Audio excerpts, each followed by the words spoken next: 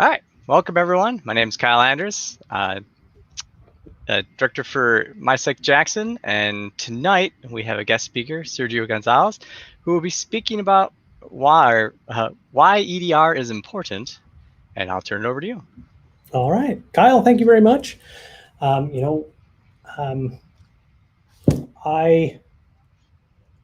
really like this topic just because I didn't know about EDR a year and a half ago, and I am now kind of embarrassed to say that I wish I would have known about this sort of thing as somebody that maintained networks and had to implement security and had to do top to bottom systems infrastructure and administration. And security was one of those things that I was in charge of as in system infrastructure. And you put in your preventative controls, you put in your firewalls and your AV, and you kind of call it a day. And that is just, I was sorely mistaken. That's not what you do. So I really wanted to just talk about EDR today and kind of show some things that I've learned about it, why it's important, all that kind of good stuff. So with that, I'm going to see if I can share out my screen here. I will click the buttons to help. Perfect. I appreciate it. Okay, so I'm going to see if I can move some things around. All right.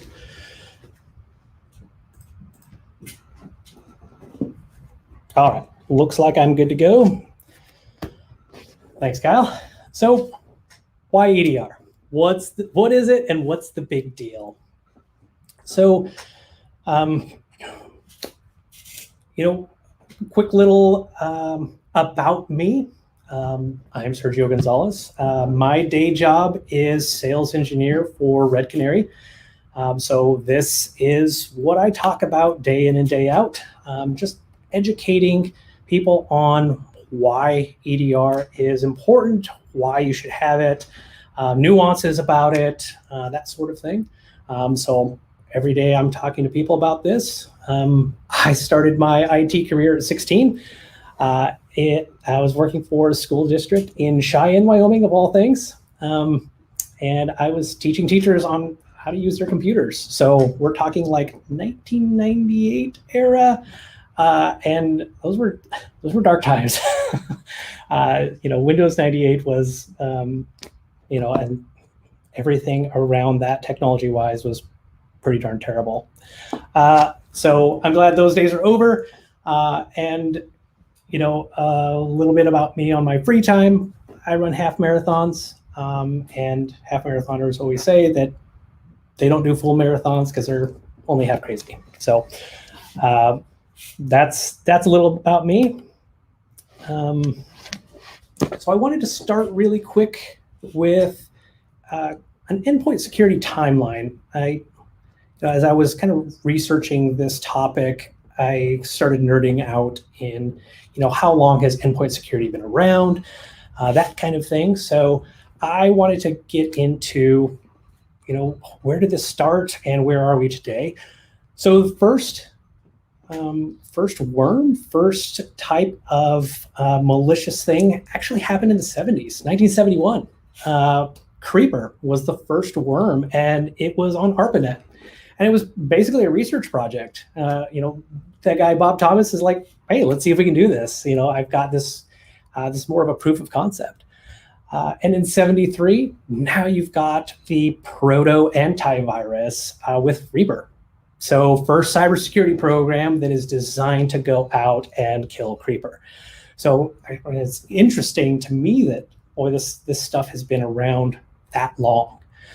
In the 1990s, we're looking at, the antivirus industry exploding. We're, seeing the proliferation of Windows, and with that, viruses that are coming along with it. So we're seeing things like Norton Antivirus, McAfee, Kaspersky showing up, and I mean, those names should be pretty familiar to anybody.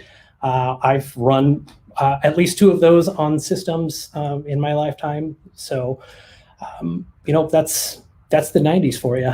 And in 2000, we're looking at one of the first kind of newsworthy infections, kind of this global infection where it's like, oh man, like these viruses aren't just like sent, they're just coming in on your floppy disks and that kind of thing anymore. Like they could be sent to millions and millions of people. The I love you worm was so nasty that the Pentagon actually, and the CIA, shut down their email systems until the coast was clear. Like pretty nasty for 2000. In 2005, we're seeing different security products coming to the market, like IPS and IDS. Now we're trying to stop those types of threats from even coming into the network, right? Our firewalls now have this additional layer on top of them to help defend against these kinds of nasty things. Fast forward to 2012, we're seeing things like next-gen AV coming to the market. Regular AV is what? 22 years old at this point-ish, and it's really not keeping up with current threats. 2014, we see something new come to the market, which is EDR. So Carbon Black and Red Canary were actually born out of the same business incubator, Kairos Technologies. So we see the birth of EDR, and along with that, the birth of MDR. That's, Red Canary's space is managing EDR. But I'll try to keep the salesy bits out of it today. We're really just going to focus in on EDR. And I want to touch on 2020, the last thing there. So 2020 for cybersecurity was kind of a rotten year. With the pandemic, everybody's now working from home. Everybody has to pick up their machines and take them home on their horrible internet connections, terrible security, and now all the preventative controls that we've spent decades putting in no longer work. So your firewalls are irrelevant. Your IPS, IDS is now irrelevant. And maybe you have to have a VPN for these people to come in and hit your applications. Now they're dragging the grossness of their home networks into your environments. So it caused a lot of issues. We saw a huge jump in cybersecurity threats, breaches, you name it. So that's one of the reasons I want to talk about EDR is, with things like people moving home, that sort of thing, what do you put in place? And a great answer for that is EDR. So, hey, we've got just some stats here of the growth of EDR. And this, for me, was just a way to highlight, EDR is newer to the market, right? 2014, I guess in computers, that's ages, right? But in the scheme of things, it's not that long ago. So EDR has really been blowing up, and we're seeing, 35% plus teams adopting EDR, right? And we're seeing everybody and anybody building EDR platforms and selling EDR, really because it has become a very important tool in that security tool chest. So I think it's important to highlight what EDR stands for. What is it? I found this blurb from CrowdStrike's website, and according to Gartner, endpoint detection and response is defined as a solution that records and stores endpoint system level behaviors, uses various data analytics techniques to detect suspicious system behavior, provide contextual information, block malicious activity, and provide remediation suggestions to restore affected systems. So that is a very, very long-winded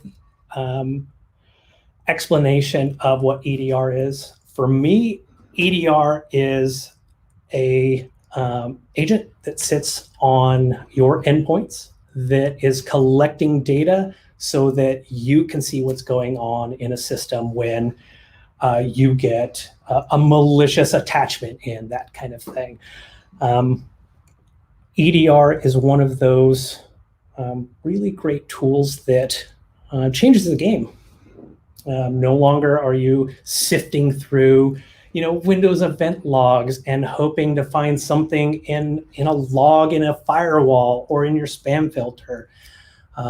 EDR really changes the game where it's now the source of truth. Something happens on that endpoint, you can go in and see exactly what happened, what got touched, all that good stuff.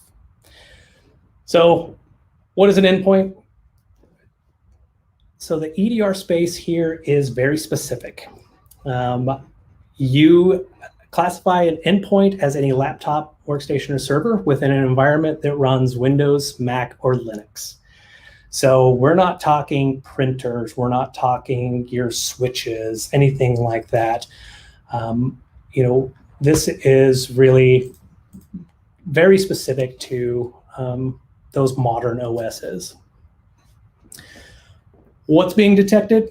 I touched on it a bit, but really EDR is there to see and alert you to cybersecurity threats that are bypassing preventative controls.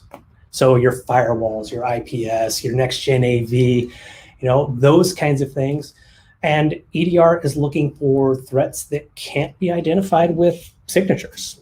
So, we're looking for those new things, those novel things, the SolarWinds breaches, the Exchange vulnerabilities that have been in the news. Those kinds of maybe execution is going to be super new, but what attackers are doing after that, getting into the environment, those are really easy to detect with behaviors. Attackers are not going to be changing their behaviors for every new type of zero-day threat. It's very easy to see what they're doing because they're going to be running through their same playbooks of things that have worked, time and time again in other environments. So really, the name of the game here is behaviors based on process data out of the endpoints. And the R in EDR is response. So every platform out there, within that EDR agent, there is a facility there to do some sort of response action. Everyone has, their own secret sauce, but it's generally, isolation, cutting that thing off from the network, stop the bleeding, stop the lateral movement, kill processes, maybe ban hashes, inoculate the rest of your environment from kicking off a malicious tool that came in on, Suzy Q's accounts payable system, right? Deleting files and collecting additional forensics so that you can dig in even deeper if you'd like. A lot of great things here. The best thing about being able to respond with the EDR sensor is you don't have to have additional remote access tools that probably aren't going to work if your users are home anyway. And logging into a compromised system can also compromise your credentials. So you don't want to do that.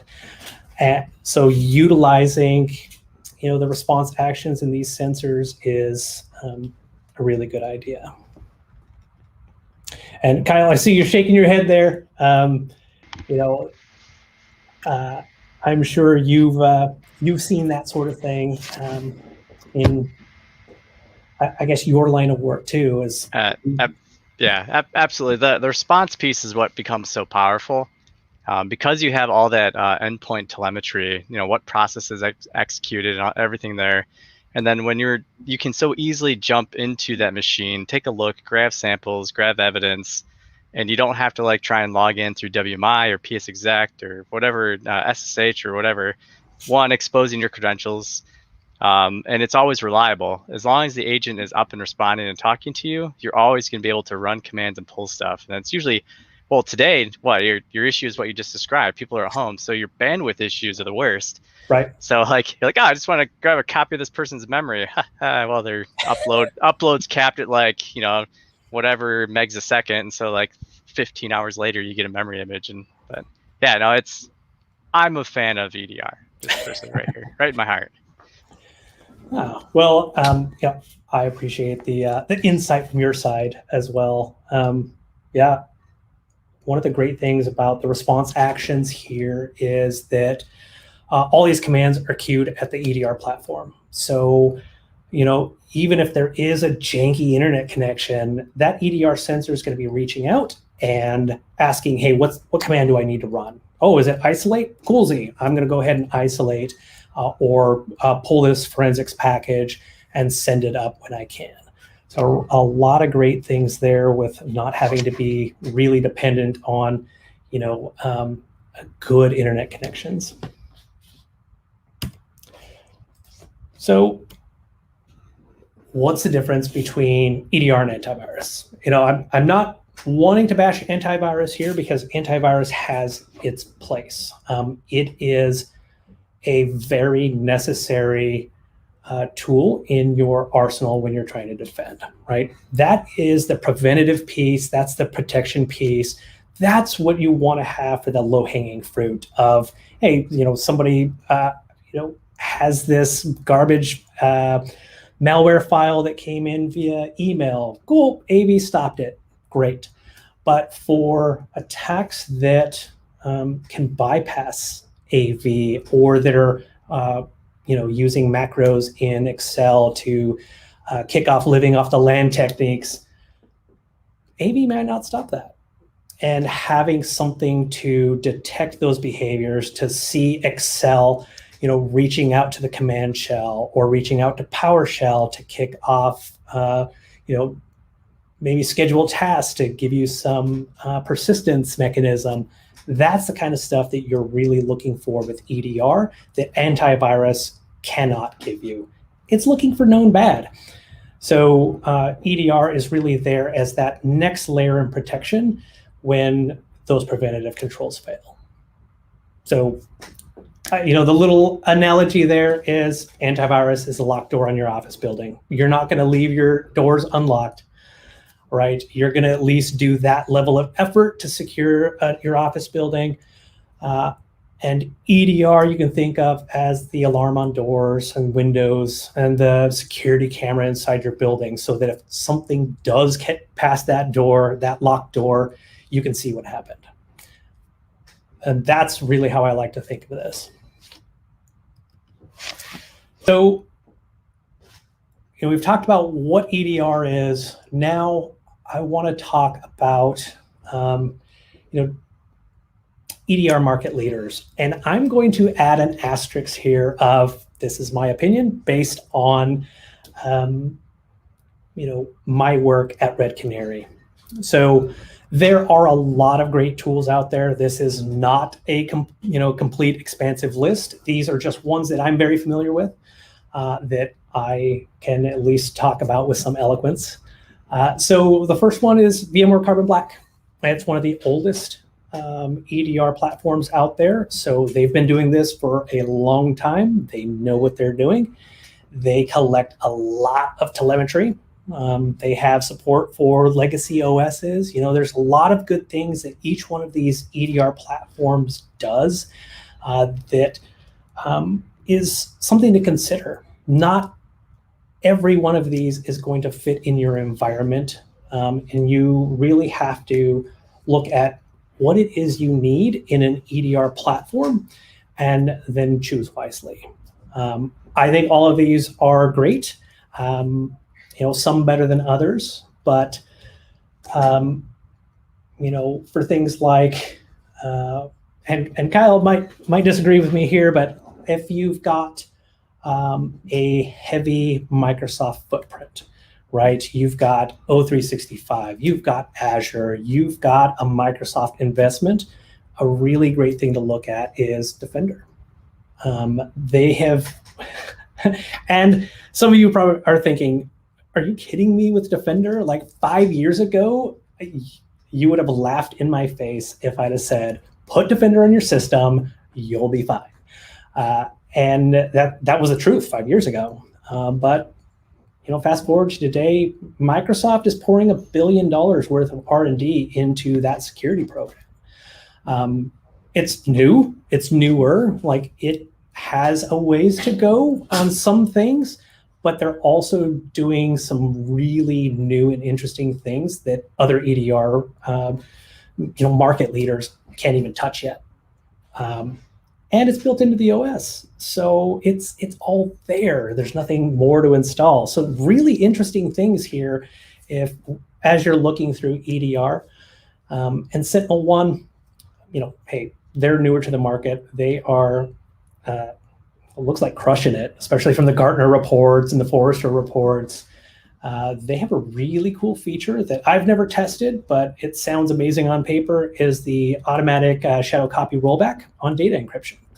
Kind of a cool thing. People are worried about ransomware, and to have an EDR platform that can do kind of this automated rollback for you if it detects, a data encryption is kind of a cool feature. And if it works, even better.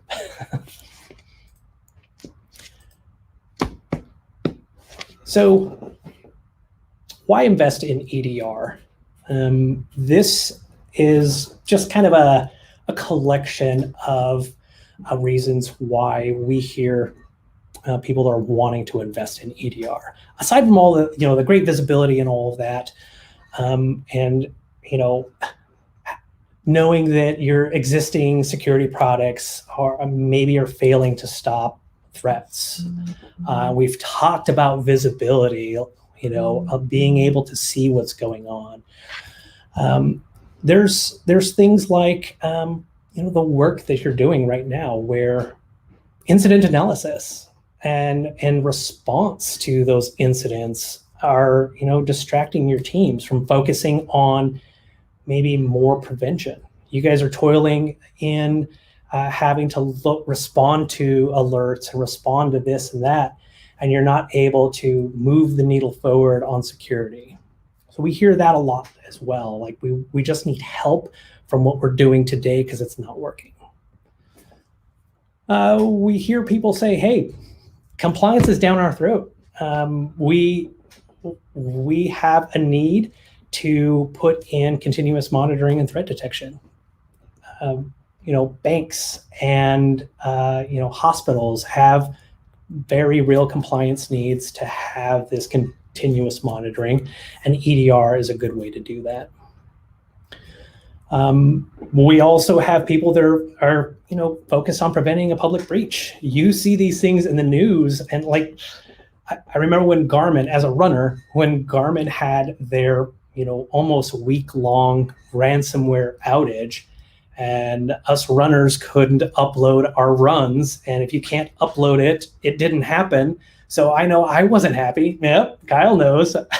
So, that kind of publicity isn't great for a brand, and it can tarnish brands, and leadership, starts looking at, man, maybe we should do some other things to prevent these kinds of breaches. It was actually really bad because I bought it brand new, and when it arrived is when the breach happened, or the crash, like when they got taken down. You have to be able to log in to create an account in order to use your watch. So I couldn't even use it. I was like, stupid smartwatch. I know. And at that point, it is pretty much useless. Let's see. Let me get my window back here. All right. So, we talked about why people are investing in EDR. Now let's talk a little bit about some pros of EDR, right? We kind of can glean that from that last slide of like what people are trying to do. It really gives security and IT teams visibility in their environments. It shortcuts a lot of work that they were having to do out of, pulling things from logs. It helps teams now have a facility to contain and remediate threats. It is again helping teams find the threats that are bypassing your firewalls and IPS, IDS, and all that good stuff. And it's not dependent on signatures. So, the newest, latest thing that is coming out that attackers are trying and doing, we don't have to worry about downloading new signatures so that we can detect these things. These EDR platforms are also cloud-based. So this is where it gets real fun with having your users working from home. They don't care. It's cloud-based. All they have to have is an internet connection, and now you can pull EDR telemetry from their systems. You have a way less to install in your environment. There's no VMs to spin up to now run this, tool, and storage to, record all of that telemetry. And it's a lot of storage needed for that telemetry. So having it be cloud-based really takes that off of your hands and just let somebody else's data center deal with it.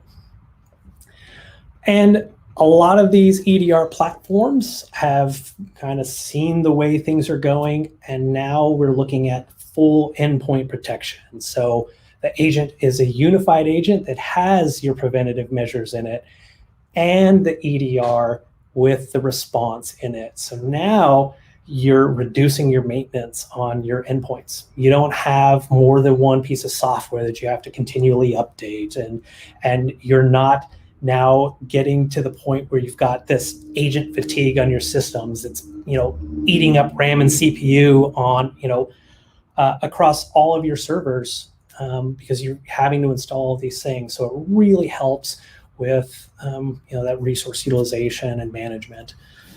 And again, this is my opinion, but it's the best bang for your buck when it comes to cybersecurity. And so I'll get into why I'm saying that, but I want to focus on visibility real quick, because I've said it several times. EDR gives you visibility. So what kind of visibility is in that EDR data? We're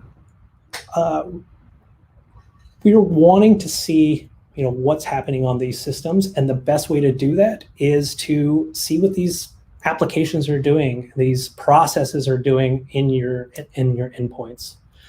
So to do that, the EDR agent collects process information, start, stopped. If Word opens, it's gonna record that. It's gonna record network connections. So now you can see, hey, did Word reach out to the internet, pull something gross down? Well, I'm seeing it here. You can see file modifications. Hey, did this malware touch something on the system or rewrite something? Registry changes. I've always been curious prior to having EDR in my life is, hey, this malware kicked off. Registry is the best place to hide something gross. Like, it is a mess when you're looking in there, and without something, logging and tracking the changes, you have no idea. It's a needle in the haystack. So being able to track registry changes is huge. Now you can see the persistence mechanisms that they might have dropped in. And binary files. Yeah, that's going to be a little bit different from what AV's looking at. EDR is actually looking at the file itself of, hey, this is named calc.exe, but the metadata says it's PowerShell, or it says it's Mimikatz, or it says it's something else. So, hey, you should look at this file because it's not named what it actually is. Memory information and structures, really great for guys like Kyle who are digging into the forensics of systems.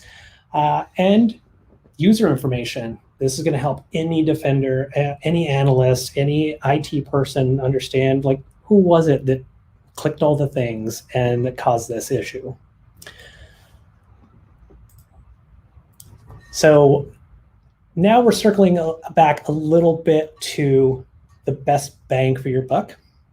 And this is one of the reasons why it's my opinion that EDR is really great, a great tool to help move that needle in security.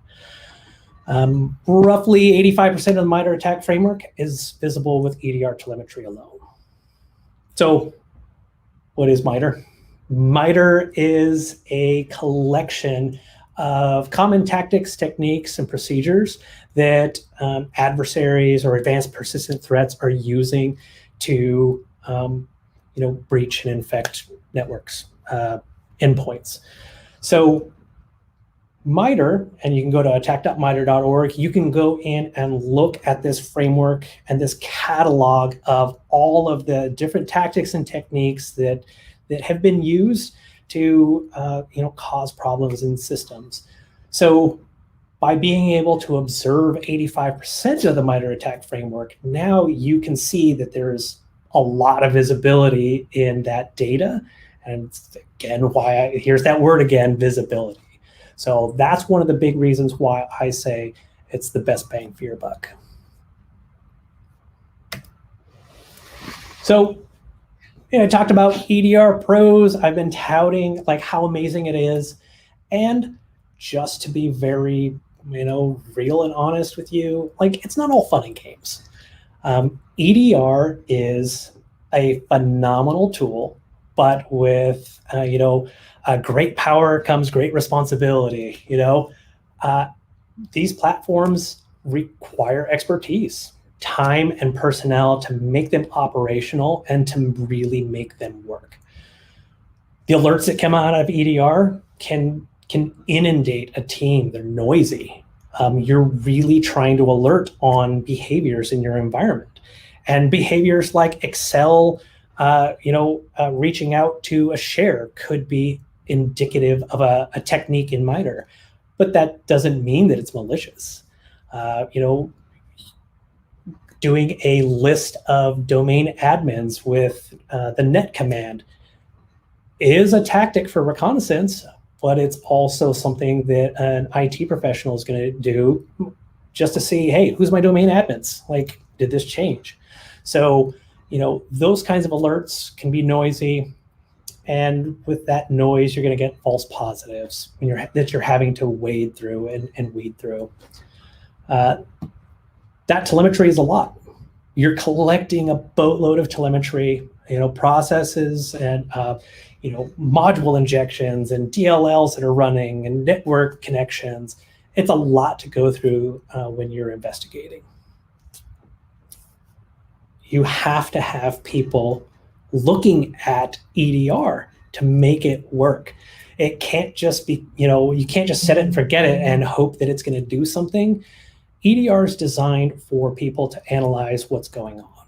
So it is a very different product from your AV, where it's doing the stopping and blocking, and that's pretty much good enough.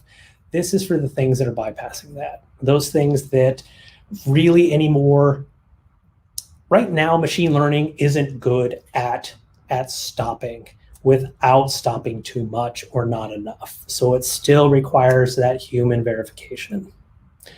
And it requires care and feeding. So yeah, you can detect certain behaviors, but you also have to stay on top of what's out there. The new attacks that are happening. You have to keep an eye on what it is people are leveraging, or how the guys that are running Ryuk or Emotet are changing their tactics. And maybe it's something totally new and you want to get on top of it. You have to build that into that EDR platform so that you're getting alerts on it. And the last point, platforms don't currently have automated containment and remediation capabilities. So when I built this slide deck, that was true. CrowdStrike actually has automated containment that's going to be very limited to very specific things. It's not your broad automatic containment. It's things that they know are high fidelity that aren't going to nuke your system, right? So it's going to be a very small window of what it actually is containing and remediating, but CrowdStrike is doing that. Microsoft also has a automated remediation that they added in. So very similar. It's going to be high fidelity. It's not going to be everything. So along the cons line, but not really, is what else is needed in an EDR program to make it operational, to really squeeze that data for all it's worth, and to get your money's worth out of EDR and move that needle. You need security engineering team. You need analysts that are going through and building out the new detection criteria for these new threats. You need security researchers that are following the news and bringing in the indicators of compromise for the Exchange 0 day that came in, or the SolarWinds stuff, that bleeding edge information, feeding it to the security engineers so that they can build that in. IT operations, guys to deploy this stuff, guys to maybe nuke and pave systems for you or re-image.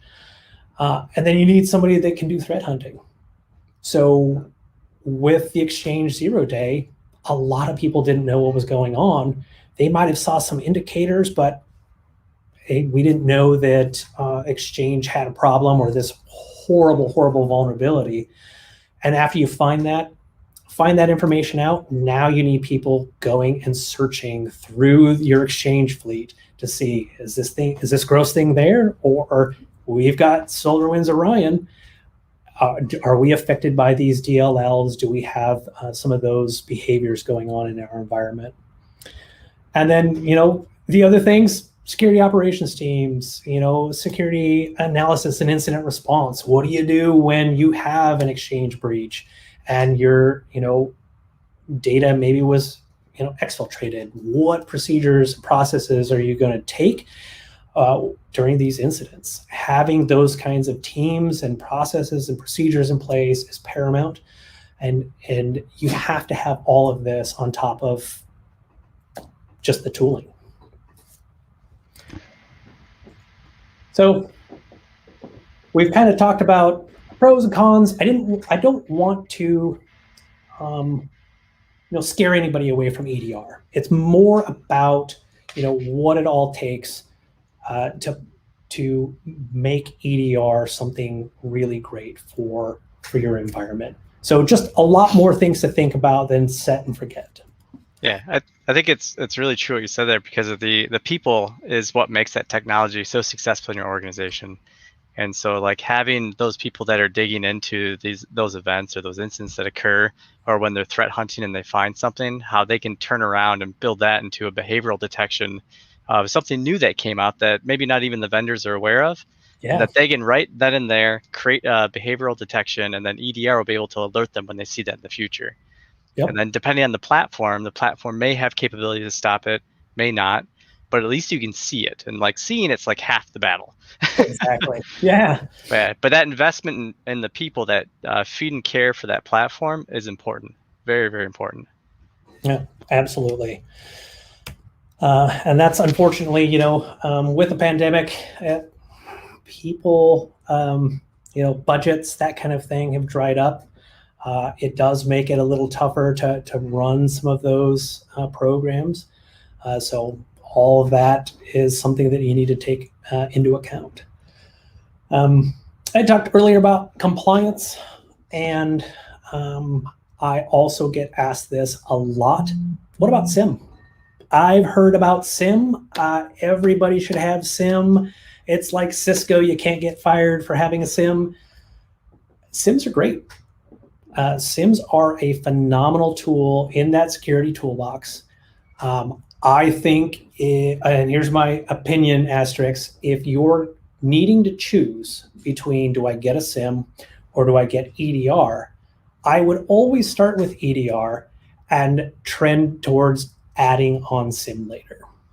So it is, I'll never recommend against SIM. It is a phenomenal tool.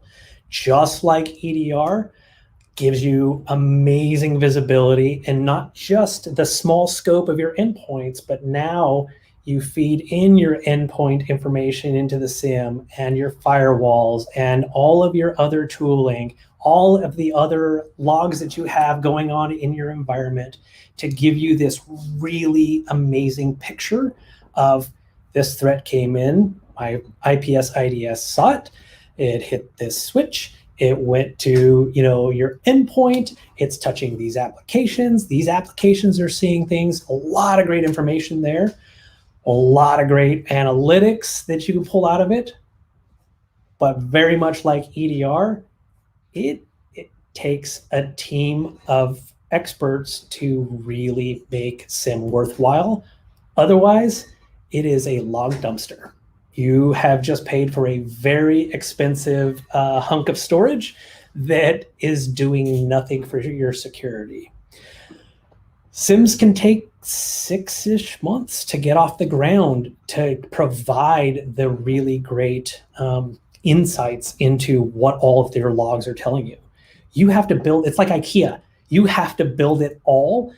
There might be certain things that you can use a template for, but a lot of times your tools don't fit that mold, and now you're having to build these things yourself and, tear through that data and pick out the things that you want to see. So it takes a lot of time, a lot of care and feeding, and it's going to be a lot more in depth than just your standard EDR.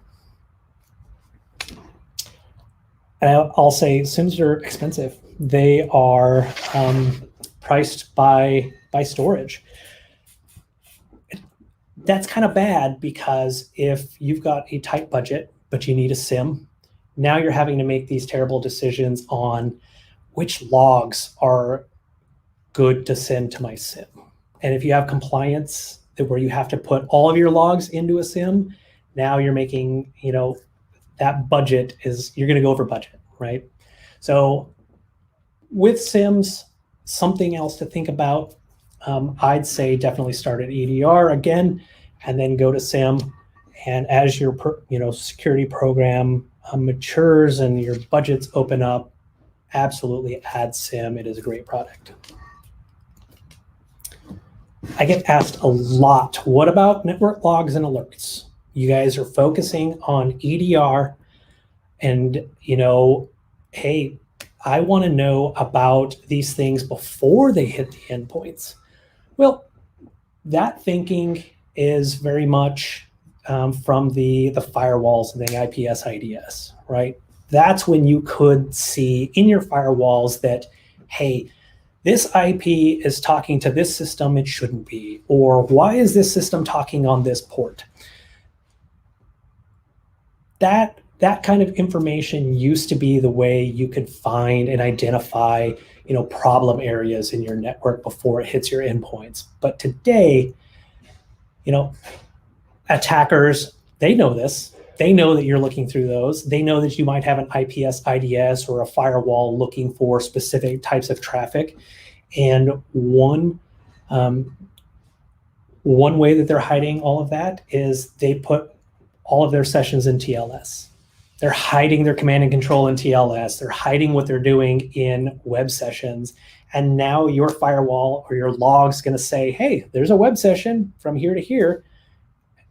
And you have no idea, without cracking that TLS session open, which nobody's doing, of finding out what's happening in that connection. So a lot of the time, it's going to be information of, I see this connection from here to here, but you can't get any other information of what that stream is doing. So again, I'm not going to recommend against looking at network logs or using them in a SIM or using them in some fashion. But just know that anymore, it's becoming harder and harder to get really great insights out of your network logs. And so having something at the source of truth, like the endpoints, where they can tell you exactly where they're going based off of the processes and all that good stuff, that's where you're going to get a lot more insight and visibility. So the next thing is, hey, look, I know that I need to do something over what I'm doing today. I've got users out at home now. I need EDR. You've sold me on it, right? But I don't have the people. I don't maybe have the expertise, or if you Google EDR, you're going to have a bad day because everybody does EDR anymore. So there's a lot of options. Which road do I go down? There are organizations out there that can help with EDR. So you don't have to go it alone. You can go to an MSSP, a managed security services provider, to help with operationalizing your EDR, or at least eyes on glass to tell you, hey, your EDR did this thing. We got this alert. You guys need to go look at it. MSSPs are really great because they'll take whatever tools you have and they'll watch them and monitor them and tune them and just do whatever you need with those security tools. So if you've lost budget or lost people, or you've had churn and you need somebody to help, MSSPs can come in and do that. If you have that SIM need, they can come in with a SIM and co-manage it or manage your SIM. They're going to look at whatever you pay them for. Cons on an MSSP is they're not going to run these alerts to tasks. That is still up to you. And it's not all MSSPs, but the ones that I've encountered, they're lobbing alerts over to you because they're looking at the platforms, they're looking at everything, doing a quick level of triage, but there's no real expertise there that is saying, hey, this thing's been run to task, this is super gross, you guys need to take care of it. And there's no real increase in improvement in your security if your team doesn't have the expertise to deal with the alerts and investigations that need to be done with the MSSPs alerting you to things going on. You also have a longer ramp time because the MSSP is going to need to get familiar with your tooling and access and bring everything to their baselines and put in their threat intel and that sort of thing. So there is a longer time to get any value out of them. Not to dissuade, MSSPs have their place, and they can be a really a great help for teams that have a lot more than just EDR to focus on. I'd add one thing is to always be wary of the contract you sign with an MSSP. Because I've seen some that may be very cheap, but they may only look at 20 alerts. Like the top 20 alerts is what they respond to. Anything else would still be your responsibility. So when you're looking at those MSPs and you're having those questions, you should see exactly to like what level do they look at these alerts, or how many do they look? Do they have caps? Like how do they structure their entire basically SOC that's looking at your stuff? So yeah, absolutely. And asking the questions of who's looking at this? Like, are we talking? Are they U.S. based? Are you guys sending this somewhere else? Sending my data somewhere else? That kind of stuff. All those kinds of questions are really good to ask when you're signing up with an MSSP.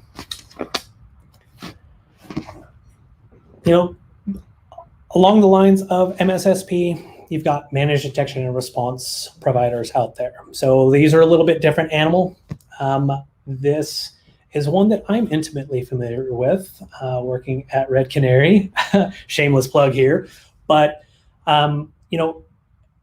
MDRs will do that 24/7 monitoring of your endpoints in that EDR space. Some may, go outside of EDR. Some may do other things. But that these guys are a lot more of that mile deep, inch wide, where they're doing something and they're doing it very well. They also can be operational as soon as agents are deployed and they start receiving data. They have their own secret sauces that are looking through that data, so they're not having to log into your stuff and build it all out. So it's a different approach there. They're doing that full investigation for you. So you don't have to have that expertise in your environment to say, hey, like, I don't know what to do with this alert. They're going through and showing you exactly what happened. They may even have remediation suggestions, or somebody on the other end to say, hey, this is how you need to remediate. These are the things you need to think about. This is how you cross those T's and dot those I's on this particular incident. So a lot more help there, where they're going to be more of that extension of your team, or somebody that you can rely on a whole lot more, rather than somebody just lobbing alerts over to you.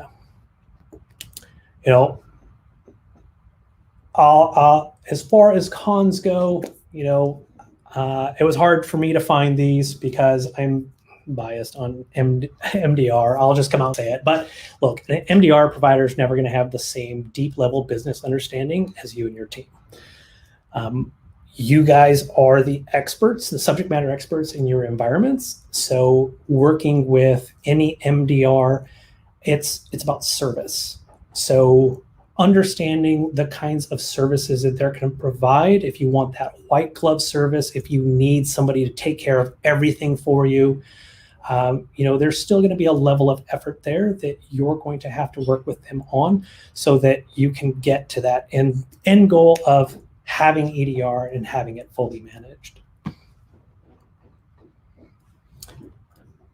And that's really everything I have on EDR, the pros and cons, like my opinions on it, all that good stuff. I really recommend EDR, even if you just start out and get it installed, start looking through it. And if you decide you need help, there are people out there to help, but it is a great way to move that needle and to start defending your networks against the latest grossness. So that's all I had for you. Kyle, I really appreciate you letting me blab on here. Yeah, Were no there problem. any questions? I'll ask right now, see if anyone has any questions here. I've got some questions for you, but you kind of answered one of them. I'll ask anyway. I saw you doing the cross off. Yeah.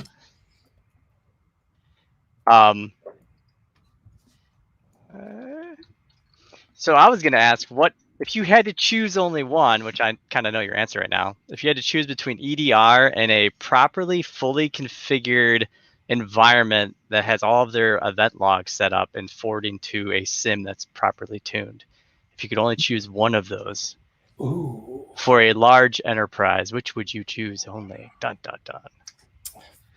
See, that's a tough one. For a large enterprise,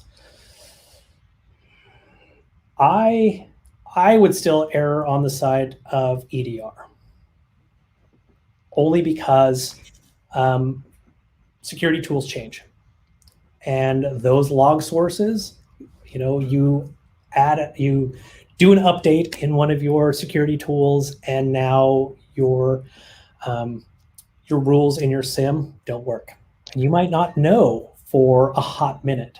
So having EDR at that endpoint, that source of truth level, for me is better than having the SIM. But that asterisk there, I'm super biased. I think either way you go is going to be a great choice in a large enterprise. Let's see, no other questions. Nope, no other questions so far. I do have more, of course. Another fun one would be around. So I'm curious how often you get the question about whether or not you would consider a properly configured sysmon, Elastic, and even like adding an Ansible or some automation around that platform, minus the cost and the expertise that it can take to maintain and run that system. Would you consider that an EDR platform? Ooh. Or where does it fall short as an EDR platform if it isn't? Yeah, with Elastic, I'll just have to say I don't know a whole lot about Elastic, other than they changed directions a few years ago, and they made it a lot harder to work with them. That's what I know. Anytime you can do some sort of automation paired up with your EDR, you're in a lot better shape. I'll answer it that way. Just prefacing that I don't know much about Elastic. Yeah, I've always considered that as kind of like the a lot of people say it's the free EDR that you can put together and put up, but the part that they may forget about is the time and energy spent building that infrastructure, the servers necessary, all play a factor in that decision.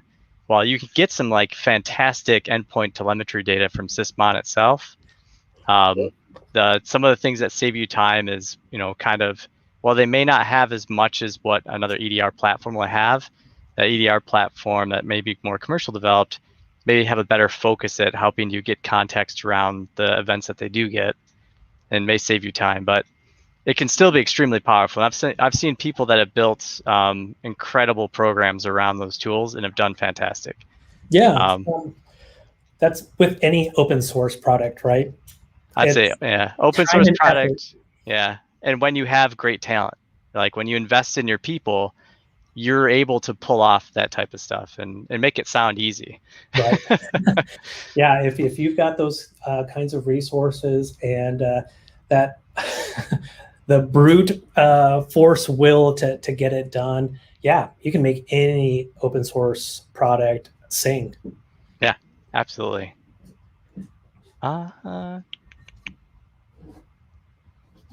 I think that's all I had for you. I don't see any other questions coming in, so I think we're good. So again, thank you very, very much for coming on and spending time with us. And yeah, I appreciate the time, Kyle. I appreciate everybody's watching this, and hopefully you got some insights on why I think EDR is important. I do, want to just mention real quick that, Kyle's wearing a Red Canary shirt. That was not on purpose for at least this presentation, but if you like that logo or like that shirt, I think the on the salesy side, the team that covers the Great Lakes region, these guys, and my mug's up there, we'll send you some shirts, that sort of thing too, and you guys can fly the bird if you guys are into it. Awesome. All right. Ready. Well, thank you very much, and I'll talk to everybody again. All right. Thanks, everybody.